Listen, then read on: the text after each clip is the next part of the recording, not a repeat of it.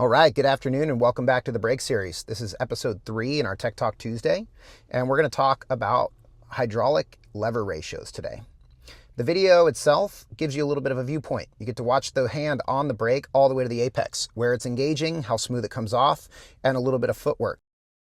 When people talk about brake feel, there's really two leverage systems happening at once, hydraulic ratio and lever ratio. The hydraulic ratio is a relationship between master cylinder piston size and the total piston area at the caliper. On the Brembos, there's a number, 15, 17, 19 millimeter, and that's referring to the actual master cylinder piston diameter. The easy way to explain it, a smaller piston at the master increases hydraulic leverage, so you get more line pressure for given hand force, but with more lever travel. A larger master piston is going to give you a firmer lever and shorter travel, but it asks more from your hand. This is why master cylinder sizing changes both power delivery and feeling. Now on the Brembo RCS, you have the ability to change the lever ratio with the Ratio Click System. On this patented system, you get to switch between 18 and 20 millimeters by changing the fulcrum to piston distance.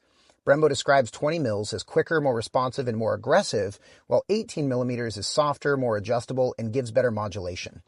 This adjustment isn't just marketing. It actually changes how the force is delivered through your fingers.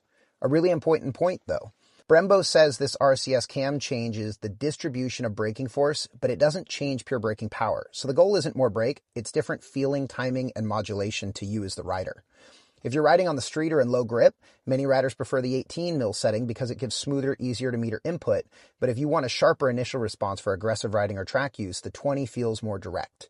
Now, if you're on a Corsa Corda, one of the premium systems, remember that that's another layer of adjustment, and it adds normal sport and race bite points, so it changes where the lever is going to engage the hydraulic character, giving an entirely different feeling.